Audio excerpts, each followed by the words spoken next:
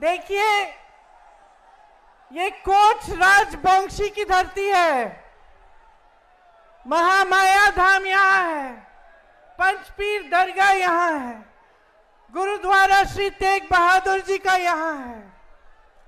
ये एक ऐसी धरती है जहां से पूरे देश को संदेश जाता है कि ये देश एक है, हम सब एक महान परिवार है और इस देश के लिए हम सब एकजुट होकर लड़ेंगे। इस देश के लिए हम सब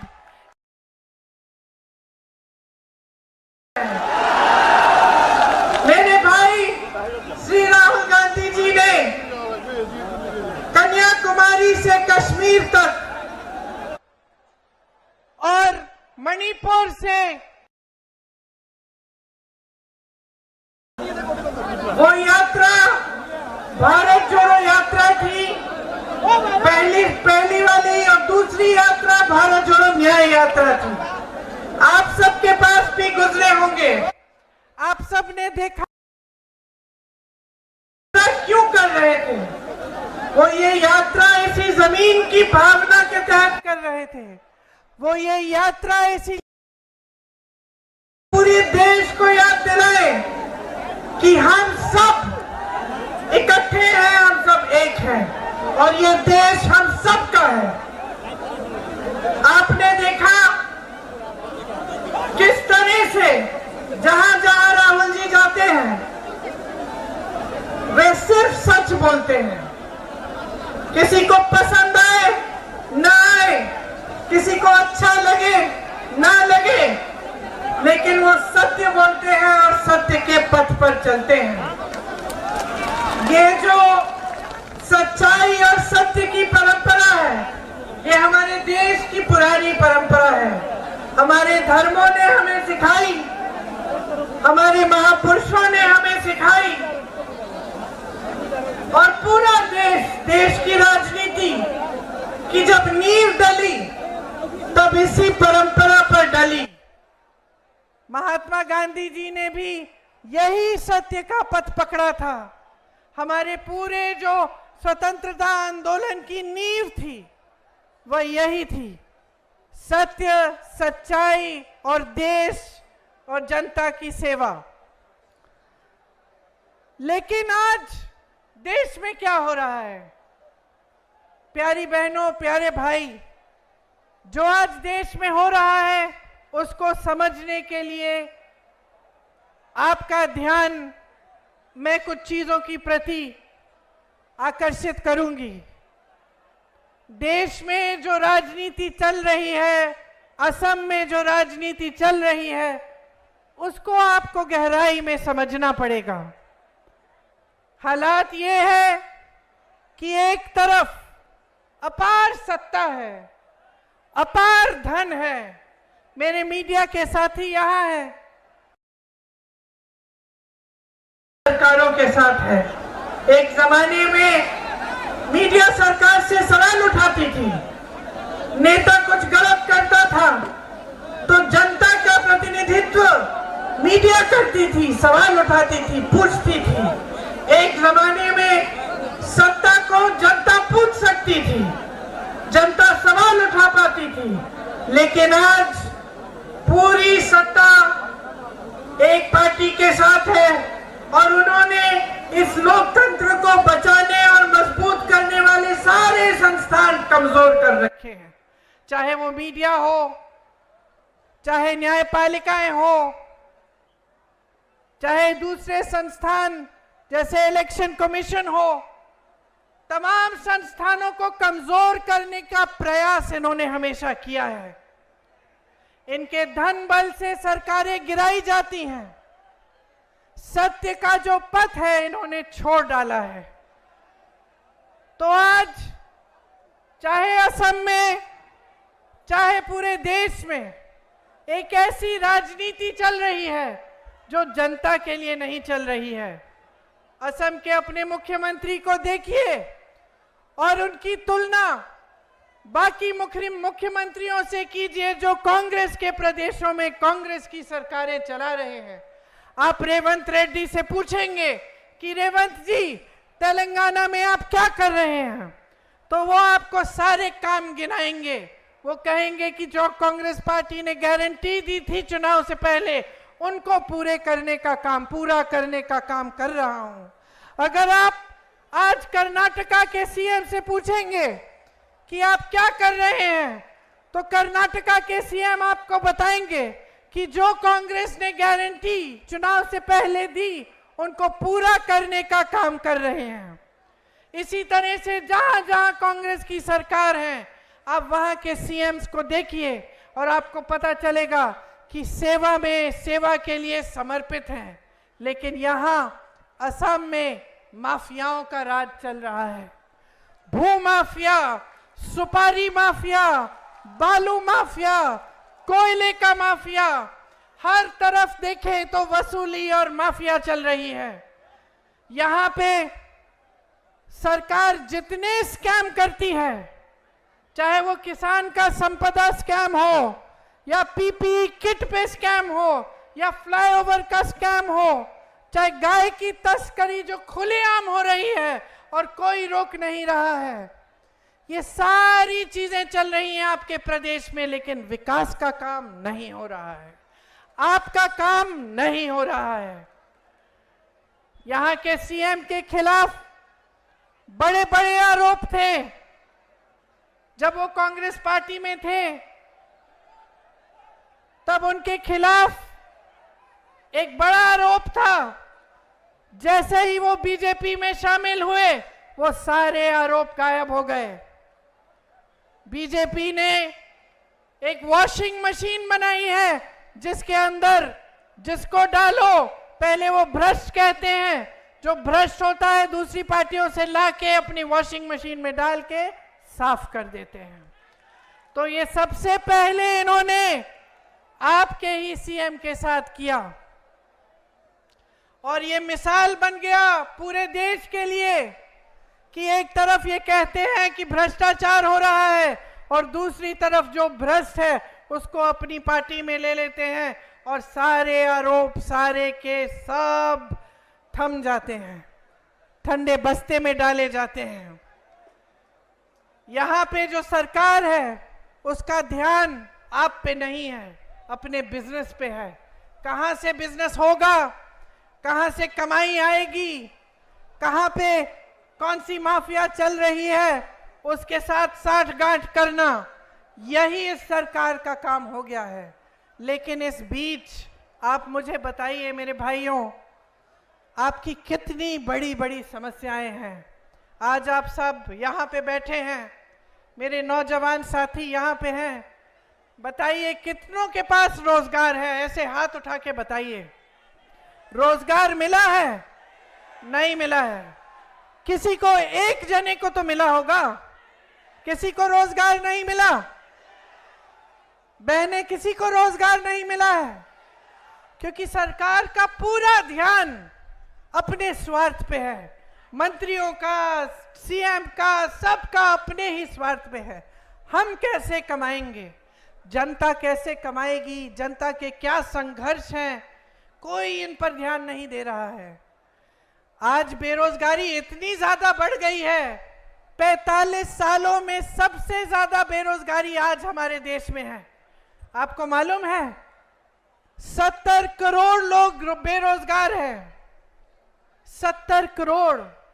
30 लाख खाली पद पड़े हैं, 30 लाख खाली पद केंद्र सरकार में पड़े हुए हैं इतने सालों से, उनको भरा नहीं गया है। जिससे बात करो वो बेरोजगार है। आप सबने मेहनत से पढ़ाया लिखाया, बहुत मेहनत की, कोई खेती करता है, कोई मजदूरी करता है, कोई जॉब करता है, किसी के पास छोटी दुकान है। आप सब क्या चाहते हैं अपने बच्चों के लिए? आप उनको बड़ा करके उनके भविष्य को बनाना चाहते हैं, है कि नहीं? पढ़ाते लिखाते किस लिए हैं? पूरी हिम्मत डालते हैं आप कमाई में, ताकि बच्चे बड़े होकर अपनी लाइफ बना पाएं, अपनी जिंदगी बना पाएं और उनका भविष्य अच्छा हो। लेकिन आज चाहे जितना भी काम आप करें, चाहे परिवार में आप काम कर रहे हैं, महिलाएं चाय के बगान में काम कर रही हैं, पुरुष मजदूरी कर रहे हैं, किसी का कहीं पे जॉब लगा हुआ है, फिर भी कमाई पूरी नहीं हो रही है। ये सच है कि नहीं? फिर भी जब आपको दुकान जाना पड़ता है कुछ खरीदने के लिए तो घबराहट होती है। जब कोई बीमार पड़ता है तो पूरे परिवार पे संकट आ जाता है कि कैसे इलाज कराएंगे। सही बात है कि नहीं? सही बात है ना। कुछ टूट जाता है घर में, बारिश आती है, पानी आ रहा है, उसको ठीक करना है, अब कहते हैं कोई बात नहीं, बाद में कर लेंगे, अभी पैसे नहीं है। बच्चों की फीस भरनी पड़ती है, बच्चों के लिए वर्दी खरीदनी पड़ती है, मुश्किलें भरी पड़ी हैं। मिट्टी का तेल, सब्जी, पेट्रोल, डीजल सब महंगा हो गया है। जो खेती करता है वो खेती में कमा नहीं पा रहा है, एमएसपी तो मिलती ही नहीं है आपको। और खेती में जितने भी सामान आप इस्तेमाल कर रहे हो आज, सब पे जीएसटी लगा के उनको महंगा कर दिया है।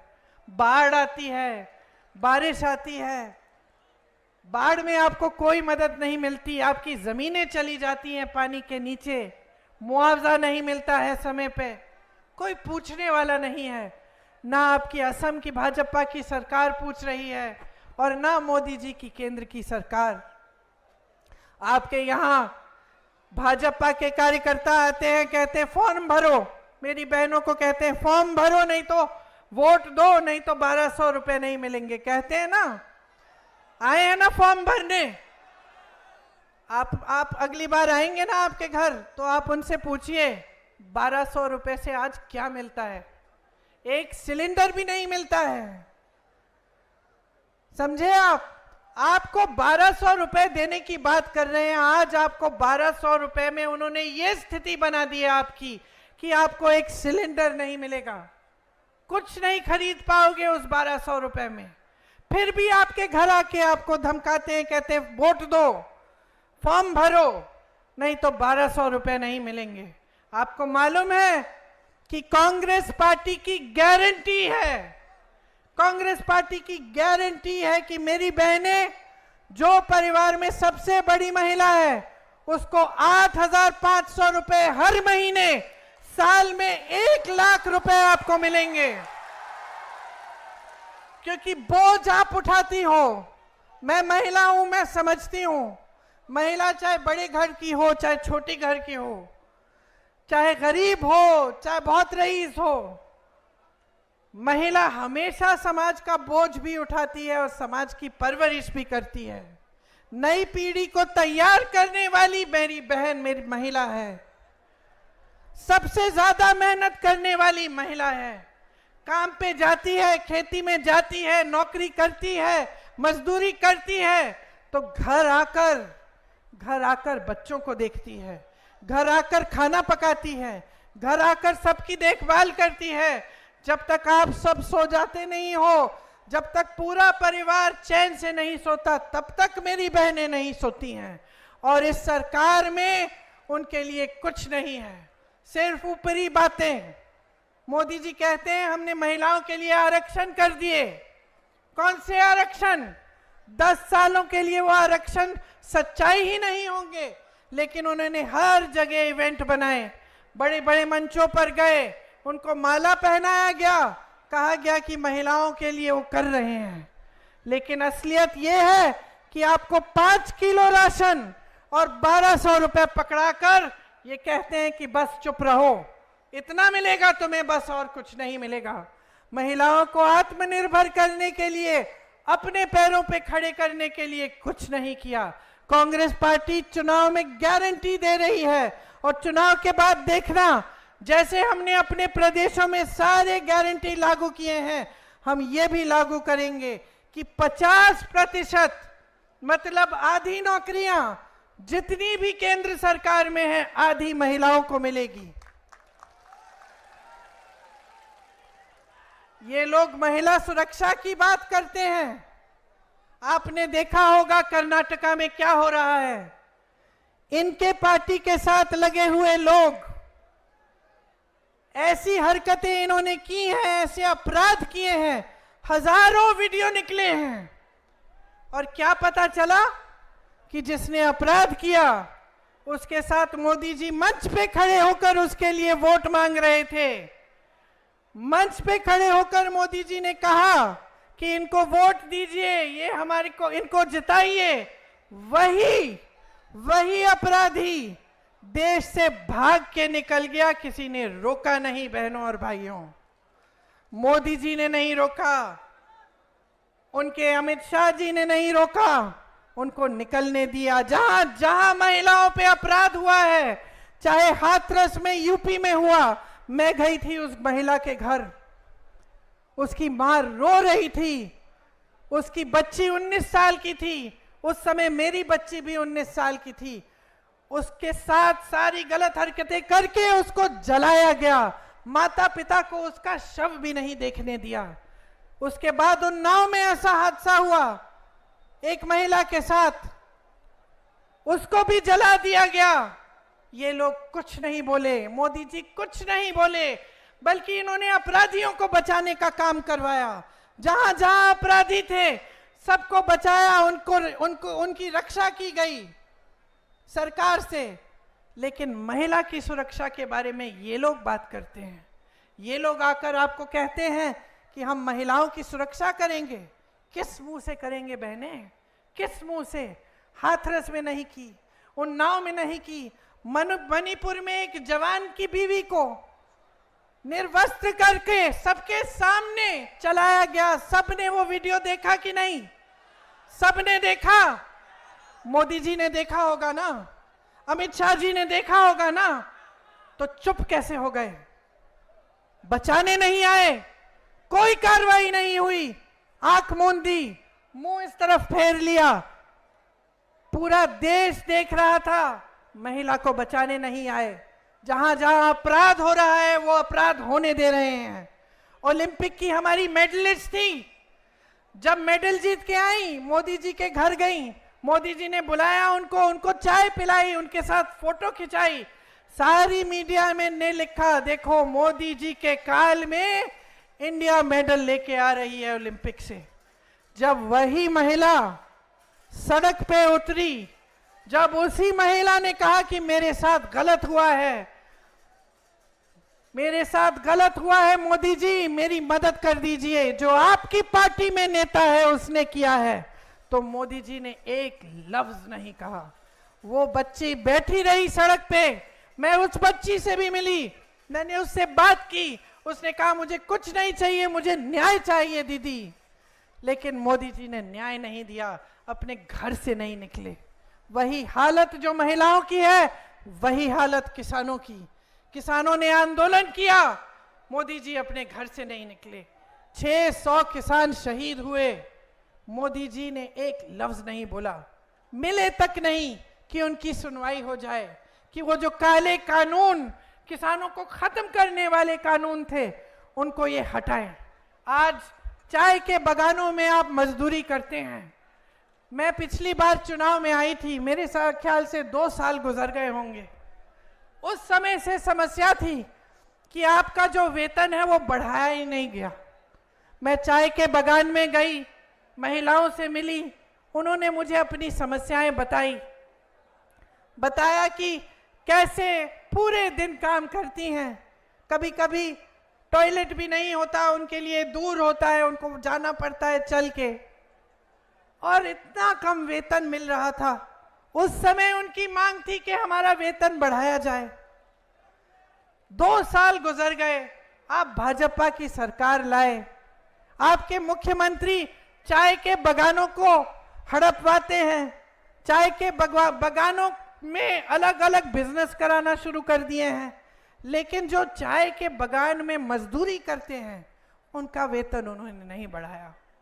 तो आप सोचिए, कांग्रेस में हमने कहा है कि हर रोज की मजदूरी 400 रुपए तक हम बढ़ाएंगे, और ये हमारी गारंटी है।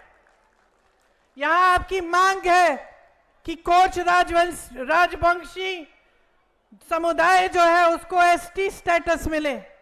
कब से आपकी पुरानी मांग है, इस मांग का हम पूरा समर्थन करते हैं।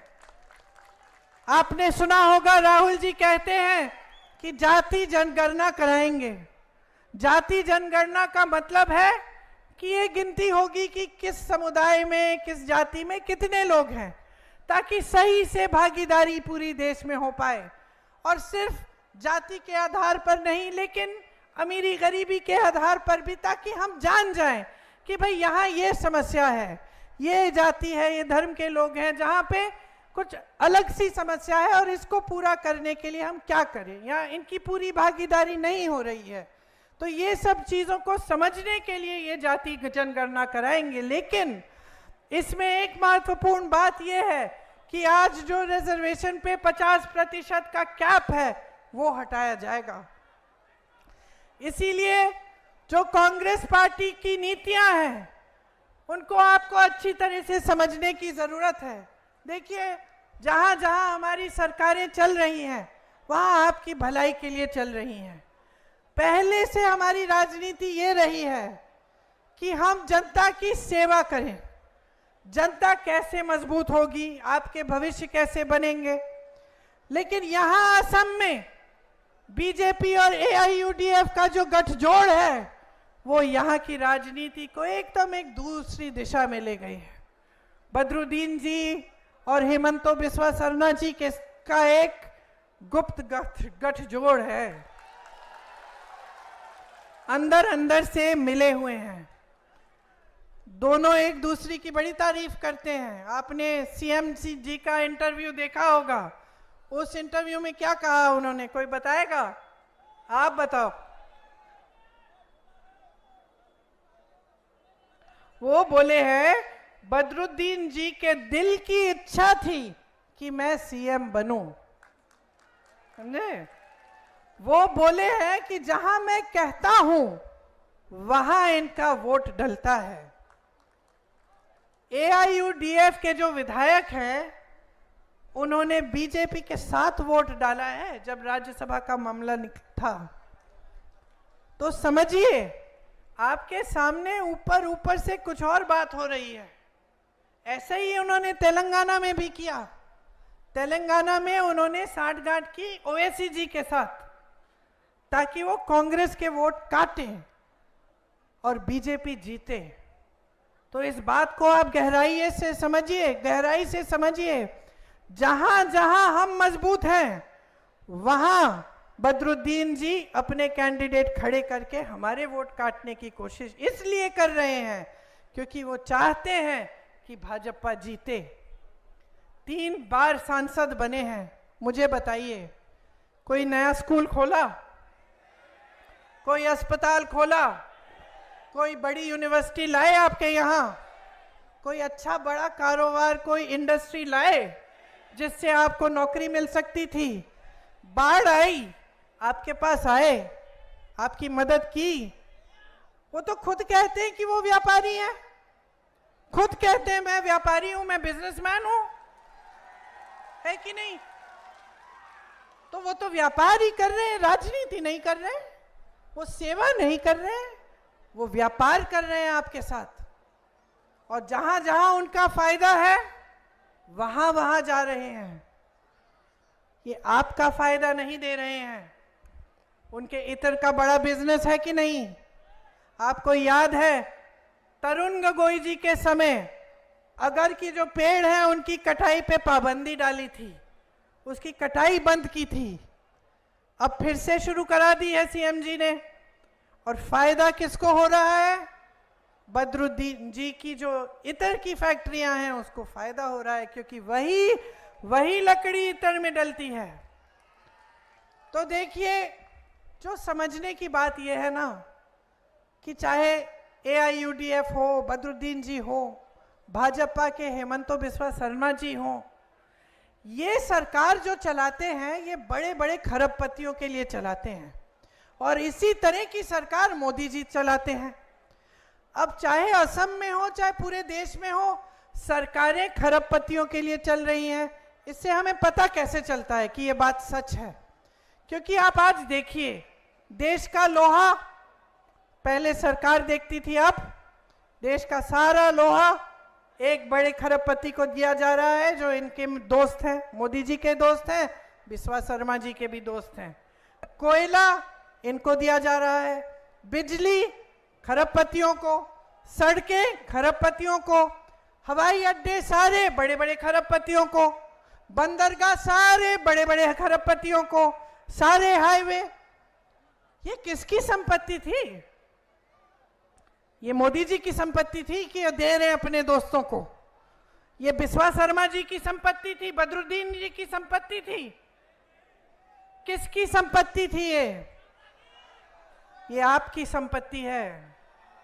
बड़े बड़े सरकारी कारखानों से आपको नौकरी, आपको रोजगार मिलती थी, लोग खुश हो जाते थे, सरकारी नौकरी मिली है, पेंशन मिलेगा, जीवन भर सुरक्षित रहेंगे। आज क्या परिस्थितियां हैं? आज ऐसा कह सकते हो? उसी तरह से कांग्रेस ने प्राइवेट बिजनेस को खूब बढ़ावा दिया, बड़े बड़े कारखाने खड़े करवाए, लेकिन जिससे आपको रोजगार मिलता था। आपकी संपत्ति आपसे लेकर उनको देने की बात नहीं हुई। 16 लाख करोड़ रुपए, 16 लाख करोड़ रुपए माफ किए हैं सिर्फ कुछ गिने चुने बड़े बड़े उद्योगपतियों के मोदी जी ने। सोचिए 16 लाख करोड़ रुपए से क्या क्या नहीं हो सकता था। यहां कितने कारखाने बन जाते, आपके स्कूल बन जाते, आपको रोजगार मिल जाते, आपकी सड़कें, आपके घर में पानी, जो बाढ़ आती रहती है उसको रोकने का कोई इंतजाम बन जाता। 16 लाख करोड़ रुपए इन्होंने बड़े बड़े खरबपतियों को माफ किए। देश के किसान को इनसे पूछो कितने रुपए माफ किए इन्होंने। पूछो मोदी जी से, पूछो हेमंत बिस्वा शर्मा जी से, 1 रुपया नहीं माफ किया। कांग्रेस की जहां जहां सरकारें रही, छत्तीसगढ़ में छत्तीसगढ़ के किसान से पूछो, किसानों का कर्ज माफ करने का काम हुआ वहां। आज परिस्थिति ये है, मीडिया को खरीद लिया है सब बड़े बड़े सेठों ने, विपक्ष पर धड़ाधड़ हमला है, भयानक हमला है, विपक्ष के खाते बंद कर रखे हैं, 2 चीफ मिनिस्टर जेल में है चुनाव के समय। इस देश के इतिहास में ही कभी पहले नहीं हुआ। पहली बार इस देश के इतिहास में 2 चीफ मिनिस्टर जेल में पड़े हैं, चुनाव चल रहा है। मोदी जी स्कीम लाए, इलेक्टोरल बॉन्ड की स्कीम। कहते हैं कि हम सबसे ईमानदार प्रधानमंत्री हैं इस देश के इतिहास में। देख लो, यहां आकर जब आपको भाषण देंगे सुन लेना क्या कहते हैं। कहेंगे मैं अकेला भ्रष्टाचार के खिलाफ लड़ रहा हूं, मैं अकेला ईमानदार हूं इस देश में, बाकी सारे भ्रष्ट हैं, ऐसा कहते हैं। तो मैं आपको बताना चाहती हूं कि ये ईमानदार प्रधानमंत्री कैसी स्कीम निकाल के लाए। स्कीम ये थी कि जो भी चंदा देगा किसी भी राजनीतिक दल को, उसका नाम गुप्त रहेगा। यह ईमानदारी की स्कीम थी इनकी कि उसका नाम गुप्त रहेगा। सुप्रीम कोर्ट ने कहा कि यह गलत स्कीम है, यह नाम गुप्त नहीं रहने चाहिए, नामों को खोलो, सबके सामने बात आनी चाहिए कि किसने कितना चंदा दिया। अच्छा, जब ये हुआ तो मोदी जी को अचानक लग गया कि पब्लिक को पता चल जाएगा कि किसने क्या क्या दिया, कहां कहां से मैंने चंदा लिया है और कैसे। तो फिर कहने लगे कि अरे पहली बार इतिहास में ये सूची पारदर्शी हो गई है, जनता को दिख रही है। तुमने थोड़ी दिखाई, अरे मोदी जी ने खुद थोड़ी दिखाई। ये पारदर्शी कैसी हुई? क्योंकि सुप्रीम कोर्ट ने, जजों ने बोला कि इसको पारदर्शी बनाओ। इससे पहले तो मोदी जी की स्कीम ये थी कि गुप्त रहेगा। अच्छा चलिए, सूची दिखी, सूची में आप सोचिए चंदा कैसे कैसे लिया गया। छापा मारा, चंदा लिया, छापे बंद, केस डाल दिया किसी बड़े व्यापारी पर, भयानक केस डाला, एजेंसियां डाल दी उसके पीछे, चंदा लिया, केस बंद। गुजरात में जो पुल गिरा था याद है आपको? बहुत लोग उसमें बह गए थे। जिसने पुल बनाया उसने चंदा दिया है मोदी जी को। कोविड की वैक्सीन सबको लगी? लगी ना? कोविड की वैक्सीन पूरे देश में मोदी जी की फोटो के साथ लगी, बाकायदा मोदी जी की फोटो के साथ आपको सर्टिफिकेट मिलती थी। उस कोविड की वैक्सीन को बनाने वाले ने इनको चंदा दिया। आज क्या बाहर निकला है, मैं पढ़ रही थी अखबारों में कि उस वैक्सीन में भी कुछ है कि 1 या 2% लोग उससे बीमार भी पड़ सकते हैं। तो आप सोचिए कि कितना बड़ा भ्रष्टाचार किया और भ्रष्टाचार की स्कीम बना दी, और ये आके आपके सामने कहते हैं कि ये सबसे ईमानदार है, कि इनसे ईमानदार कोई इनसे पहले कोई नेता ही नहीं रहा। आपको मालूम है, कोई बताएगा कि आज भारत में सबसे अमीर राजनीतिक दल कौन सा है? भाजपा, बीजेपी 10 सालों से सत्ता में रहे हैं। बार बार कहते रहते हैं 70 साल से कांग्रेस ने नहीं किया, नहीं किया, नहीं किया। हाँ, कांग्रेस ने 70 सालों में इतना पैसा नहीं कमाया जितना इन लोगों ने कमाया है। 10 सालों में ही, मात्र 10 सालों में देश और दुनिया की सबसे अमीर पार्टी बन गए। कैसे? इनके जिलों में देखो कितने बड़े बड़े दफ्तर हैं, पूरी इमारतें हैं। इनके लिए जो भी काम करता है वो वेतन पे रखते हैं। हमारे कांग्रेस के कार्यकर्ता यहाँ खड़े हैं, सेवा दल के कार्यकर्ता, इनसे पूछो, मुफ्त में काम करते हैं देश के लिए, देश की सेवा करते हैं। और ये लोग आपसे कहते हैं कि हम लोग भ्रष्ट हैं और ये ईमानदार, ये पाक हैं। जिस भ्रष्ट इंसान को लेना चाहते हैं ले लेते हैं, अचानक वही इंसान साफ और पाक बन जाता है। अहंकार इनका इतना बढ़ गया है, बहनों और भाइयों, इनको सच्चाई बताने वाला कोई बचा ही नहीं है। हमने देखा है अपने जीवन में बहुत प्रधानमंत्रियों को, सत्ता को देखा है, घर में देखा है। आप तो जानते ही हैं सत्ता में क्या होता है, कौन लोग आसपास आ जाते हैं? चमचे आते हैं कि नहीं, है ना? सबसे पहले चमचे, फिर झूठ बोलने वाले, सच्चाई नहीं बताएंगे। बाहर अंधेरा है बोल देंगे उजाला है कि नहीं? और जब इतनी सत्ता होती है और इतना अहंकार होता है और जब नेता सब में भय फैलाता है, डर फैलाता है, तब तो और भी, तब तो किसी की हिम्मत ही नहीं होती।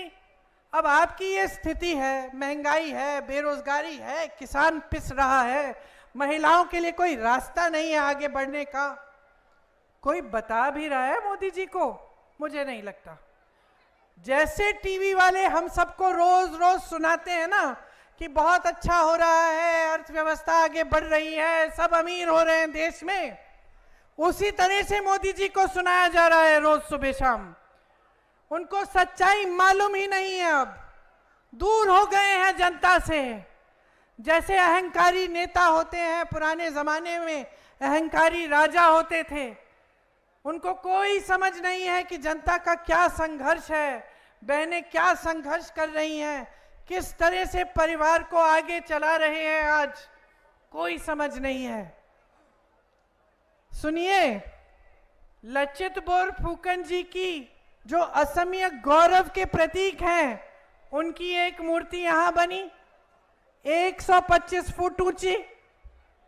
आपने सुना है मोदी जी इतने अहंकारी हो गए हैं कि अपनी मूर्ति बनवा रहे हैं किसी व्यापारी से और चाहते हैं कि ये उससे भी बड़ी हो।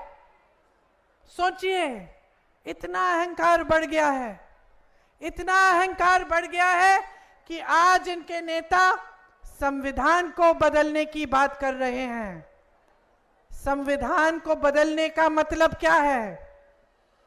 गांव गांव में यहां इनके जो उम्मीदवार हैं, जो मंत्री हैं, इन्होंने बयान दिए हैं और बयान में कहा है इस बार भाजपा को जिताओगे तो संविधान बदल डालेंगे। अब आप सोचो, ये जो आप यहां खड़े हैं इस चुनावी सभा में, दूर दूर से आए हैं मेरी बातों को सुनने के लिए। क्यों आए हैं? आपको अपने भविष्य की चिंता है ना? आप जान रहे हो कि आपका वोट डलने जा रहा है। ये वोट आपके जीवन में तरक्की भी ला सकता है, गलत जगह चले जाए तो आपके जीवन को पीछे भी ला सकता है। आप 10 सालों से देख रहे हैं कोई तरक्की नहीं आई है। ये वोट आपका सबसे बड़ा औजार है।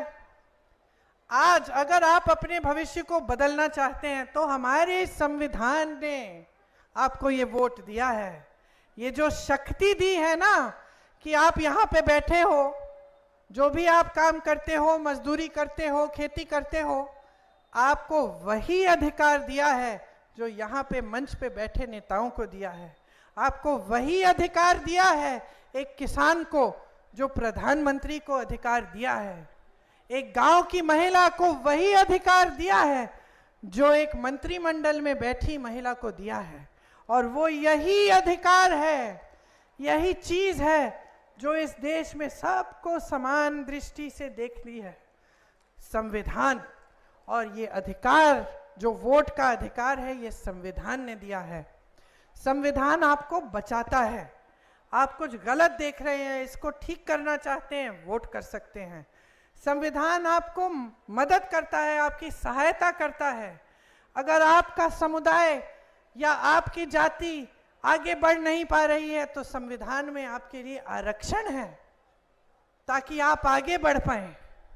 आज इसी संविधान को बदलने की बात, इस संविधान को जिसके लिए असम के महापुरुष, पूरे देश भर के महापुरुषों ने अपना जीवन दिया, जिसके लिए लड़े, ये स्वतंत्रता आंदोलन जो 100 सालों से चला, जब से 200 सालों से, जब से ब्रिटिश यहां थे, तब से आस्ते आस्ते आंदोलन शुरू हुआ, चला, अंत में हमें आजादी मिली, लोगों ने त्याग किया इस संविधान को बनाने के लिए। इस संविधान को बनाने के लिए डॉक्टर अंबेडकर जैसे महापुरुष, महात्मा गांधी जैसे महापुरुष लड़े, जवाहरलाल नेहरू लड़े। और आज ये लोग, इनका अहंकार इतना बढ़ गया है कि ये कह रहे हैं हमारी मूर्ति श्री लचित बोरफुकन की मूर्ति से बड़ी बनाओ, हम संविधान को बदलेंगे। ये संविधान इनका थोड़ी है कि ये बदल सकते हैं। ये संविधान इस देश का है, ये संविधान आपका है। जिस तरह से आपकी संपत्ति किसी बड़े खरबपति को पकड़ा रहे हैं, उस तरह से आज ये कहने लगे हैं कि आपका ये संविधान वे बदल डालेंगे, जब जी चाहे कुछ भी ले आएंगे। तो कौन रोकेगा इनको? कौन रोकेगा? अगर फिर से इनकी सरकार आई तो जाने क्या कर डालेंगे। कोई पूछ नहीं रहा है, मीडिया सच्चाई दिखा नहीं रही है। तो अगर आप जागरूक नहीं बनेंगे, अगर आप चुनाव में ये डिमांड नहीं करेंगे, ये मांग नहीं उठाएंगे कि जो नेता आपके सामने आता है भाषण देने के लिए, मेरी तरह जो मंच पे खड़ा है, वो आपकी बात करे, आपके विकास की बात करे, जब बाढ़ आएगी क्या करेगा वो बात करे, आपके लिए स्कूल कब बनाएगा वो बात करे, तो बदलाव कैसे आएगा मेरे भाइयों, मेरे बहनों? कैसे आएगा बदलाव अगर आप जागरूक नहीं होंगे? ये देश आपका है, समझ लीजिए। इस देश को बचाने का सबसे बड़ा काम, सबसे बड़ी जिम्मेदारी आपकी है, हमारी है। हम लड़ रहे हैं, सड़कों पे लड़ रहे हैं, प्रदेश प्रदेश में लड़ रहे हैं। राहुल जी चल रहे हैं कन्याकुमारी से कश्मीर, आपकी लड़ाई लड़ रहे हैं। हम नहीं चाहते कि ये देश टूटे, हम नहीं चाहते कि इस देश के संविधान में जो हक आपको दिए गए हैं, जिसके लिए आपके पूर्वज लड़े, उन हकों को कमजोर किया जाए। हम चाहते हैं कि जनता मजबूत बने, कि जैसे जनता के लिए सरकारें बनती थी, उसी तरह से आपको एक सरकार मिले जो आपके लिए काम करके दिखाए। आपके सामने ये नेता आते हैं, मोदी जी खास तौर से, कैसी कैसी बातें करते हैं। ये चाहते हैं कि हर चुनाव को हिंदू मुसलमान बनाया जाए, किसी न किसी तरह से यही इनका प्रयास रहता है। ये चाहते हैं कि चुनाव में आपके जज्बात उभरे, ताकि किसी का वोट इधर, किसी का वोट उधर जाए।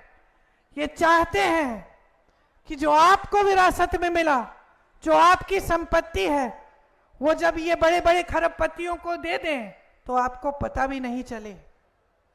ये आके बातें करते हैं कि आपके मंगलसूत्र को एक्सरे से कांग्रेस पार्टी ढूंढ के निकाल के किसी और को देने वाली है। बताइए, 70 सालों के लिए कांग्रेस की सरकार रही, 70 सालों के लिए हम स्वतंत्र रहे हैं, और उन 70 सालों में 55 सालों के लिए कांग्रेस की सरकार रही। किसी ने आपके मंगलसूत्र, आपका सोना आपसे छीना? किसी ने आपसे कुछ लिया, लूटा? कोई आपके घर में एक्सरे मशीन लेकर आपके गहनों को ढूंढने की कोशिश कर रहा था उन 55 सालों में? उन 55 सालों में आपको क्या नहीं मिला, ये आप जानते हैं। आप जानते हैं कि उन 55 सालों में कितनी बड़ी, कितनी एकड़ जमीन इंदिरा गांधी ने गरीबों को लौटाई? जानते हैं कि नहीं जानते हैं? जमीनों के पट्टे कितने लोगों को मिले कांग्रेस की सरकार में? मोदी जी जब यहां आएंगे ना, उनसे पूछिए उन्होंने अडानी जी को कितने एकड़ जमीन, इस देश की जमीन मुफ्त में दिया है। देखते हैं जवाब दे सकते हैं कि नहीं। 70 सालों में बैंकों का राष्ट्रीयकरण किया गया।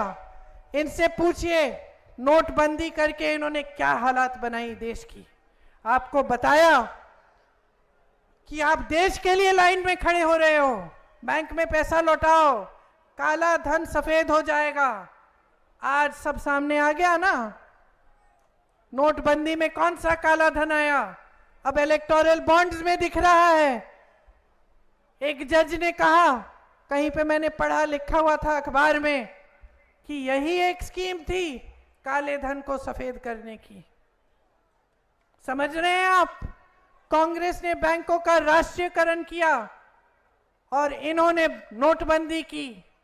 उन्हीं बैंकों से 16 लाख करोड़ बड़े उद्योगपतियों को दे दिया, आपको कुछ नहीं दिया। अनाज उत्पादन में कांग्रेस ने मेहनत करके देश के किसानों को आगे बढ़ाकर देश को आत्मनिर्भर किया। इनसे पूछिए आज देश का किसान टूट क्यों गया है। इनसे पूछिए कि इन्होंने कितने कोल्ड स्टोरेज अडानी जी को दे रखे हैं। हरित क्रांति, श्वेत क्रांति कांग्रेस की सरकारें लाई। इनसे पूछिए कौन सी क्रांति लाए हैं? नफरत की क्रांति लाए हैं? कौन सी क्रांति लाए हैं देश में? मनरेगा कांग्रेस ने बनाया, शिक्षा का अधिकार, जिसका मतलब था कि हर बच्चे को शिक्षा मिलना उस बच्चे का अधिकार है। भोजन का अधिकार, ये जो 5 किलो राशन आपको पकड़ा रहे हैं, ये अधिकार किसने बनाया? कांग्रेस पार्टी ने कहा कि हर देशवासी को अधिकार है, उसको खाना मिलना चाहिए, राशन मिलना चाहिए। छत्तीसगढ़ में कांग्रेस की सरकार 35 किलो राशन दे रही थी। भाजपा की सरकार आई, काट के 5 किलो कर दिया। कांग्रेस ने इस देश में आईआईटी बनाए, आईआईएम बनाए, एम्स बनाए, विश्वविद्यालय बनाए, इसरो बनाया, डीआरडीओ बनाया, बीएचईएल बनाया, सेल बनाया, ओएनजीसी बनाया, एचएएल बनाया, भाखरा नंगल डैम बनाया। एक ऐसी संस्था का नाम ले ले मोदी जी यहां खड़े होके, क्या बनाया उन्होंने? कौन सी ऐसी संस्था बनाई? ईडी क्या बनाया इन्होंने? 20,000 करोड़ का संसद भवन का सुंदरीकरण किया, जब देश का किसान 15,000 का बकाया मांग रहा था। कोई एक ऐसी संस्था नहीं बनाई उन्होंने। आपके लिए कुछ ऐसा नहीं किया जिससे आप आगे बढ़ पाए। सिर्फ इनके बड़े बड़े इवेंट, कभी ये कभी वो, कभी विदेश जाएंगे, कभी अफ्रीका में दिखेंगे, कभी अमेरिका में दिखेंगे, हर जगह घूमते हुए दिखेंगे, आपके घरों में कभी नहीं दिखेंगे। मैं एक चुनौती देती हूं भाजपा के नेताओं को, एक वीडियो दिखा दे मुझे जहां मोदी जी वाराणसी में, जो उनका संसदीय क्षेत्र है, वाराणसी में किसी एक गरीब के घर के अंदर गए हों। नहीं गए, परवाह नहीं है आपकी। अपनी सत्ता की परवाह है। हेमंत बिस्वा सरना जी को, बदरुद्दीन जी को, मोदी जी को, और मैं एक सांस में तीनों का नाम ले रही हूं क्योंकि तीनों एक समान हैं। तीनों आपके जज्बातों का फायदा उठाना चाहते हैं। तीनों चाहते हैं कि ये चुनाव हर चीज पे लड़ा जाए, लेकिन आपकी समस्याओं को हल करने की बातों पे ना लड़ा जाए। तीनों ये चाहते हैं कि उनकी अपनी तरक्की हो, आपकी तरक्की नहीं हो। तीनों अपना स्वार्थ साधते हैं। तो मैं आज आपके सामने इसलिए आई हूं, आपको कहने के लिए समय आ गया है। मेरी बहनों, मेरे भाइयों, अपना स्वार्थ साधो। समझे आप? अपना स्वार्थ साधो। आपको कहां पे फायदा है, आपके लिए कौन सी पार्टी क्या करेगी, आपकी सड़क कौन बनाएगी, आपको मदद कौन करेगा, आपके लिए कौन स्कीम लाया है अच्छी, ये समय आ गया है। इस देश की राजनीति को पटरी पे लाओ। इस देश के नेताओं को समझाओ, मुद्दे पे आओ। प्रधानमंत्री जी को बताओ हमारे मुद्दों पे चर्चा होनी चाहिए। प्रधानमंत्री जी मुद्दे पे आइए, बताइए आपने 10 सालों में क्या किया है। 70 सालों की रट छोड़िए, आपने 10 सालों में हमारे लिए क्या किया है और आगे के 5 सालों में आप क्या करने जा रहे हैं। बताइए उनको कि हम नहीं जानना चाहते कि आप संविधान बदलेंगे, हम नहीं जानना चाहते कि आप कौन से नए देश में भ्रमण करने जाएंगे, हम नहीं जानना चाहते कि आपका जो 16,000 करोड़ रुपए का 2 हवाई जहाज है आपके, उसके अंदर कौन से रंग की सीट है। हम जानना चाहते हैं कि हमारे लिए क्या करोगे। ये है आपकी जिम्मेदारी।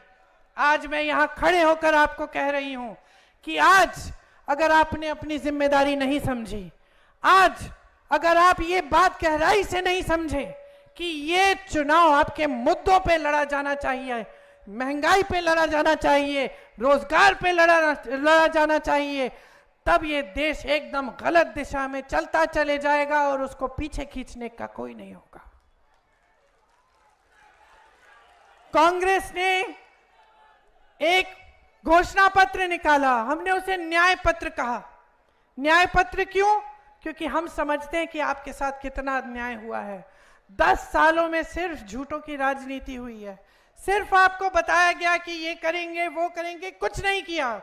ना 15 लाख रुपए आपके खाते में गए, ना 2 करोड़ रोजगार बने, ना आपका विकास हुआ, ना आपकी तरक्की हुई।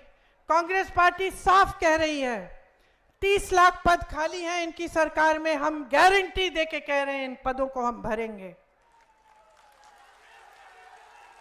अग्निवीर जैसी स्कीम लाए ये लोग, ताकि जो सेना में जाता था वो भी सुरक्षा, उसकी भी सुरक्षा अब नहीं है, वो भी सुरक्षित नहीं रह सकता। 4 साल की नौकरी करके घर आकर बेरोजगार होगा।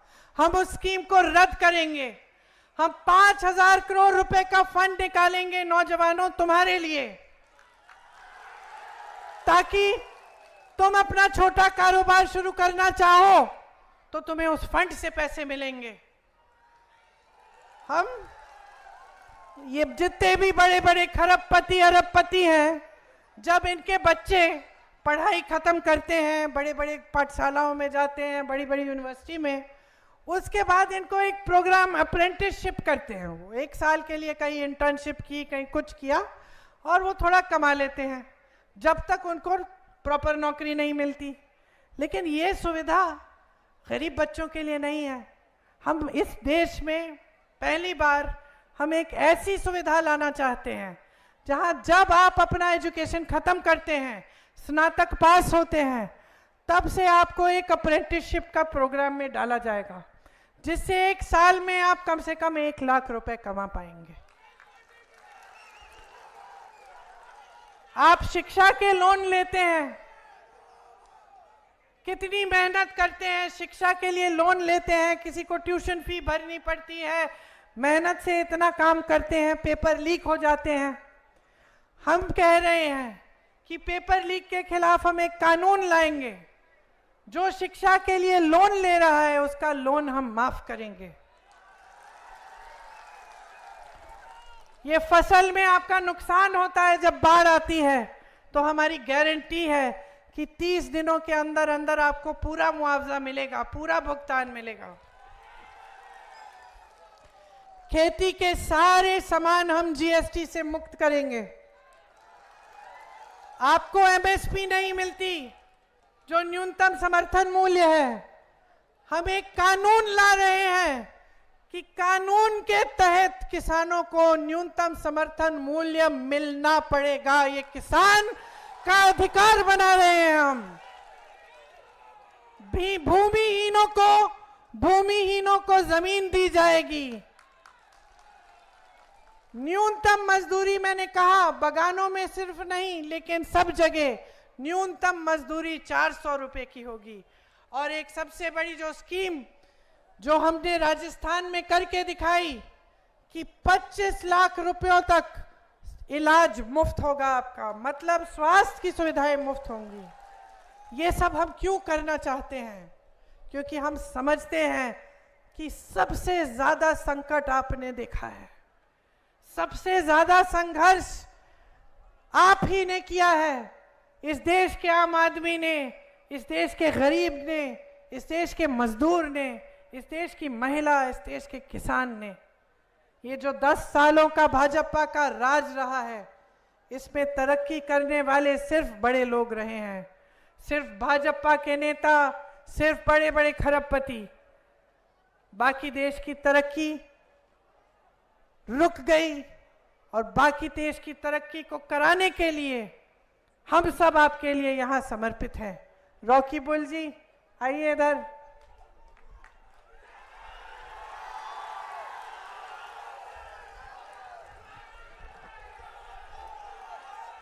कितनी बार ये विधायक रहे हैं? 6 बार विधायक रहे हैं। 6 बार ना? 6 बार। 6 बार इनको क्यों बार बार जनता ने जिताया? क्योंकि इनकी राजनीति सेवा की राजनीति है, आपके लिए समर्पित रहते हैं।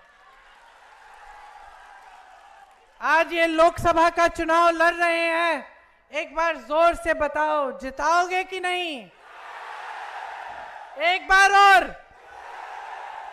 यहां से डुबरी से पूरे देश में संदेश भेजो, पूरे देश में, कि भाजपा और जो भाजपा के साथ छुपी साठगांठ रखने वाली पार्टियां हैं, उनको जनता सबक सिखाएगी और जनता एक ऐसी राजनीति इस देश में वापस लाएगी जो सेवा की राजनीति है, जो सच्चाई की राजनीति है और जो जनता की समस्याओं को हल करने वाली राजनीति है। आप सबने इतनी धूप में इतनी लंबी बात सुनी मेरी, इसके लिए आपका बहुत बहुत धन्यवाद।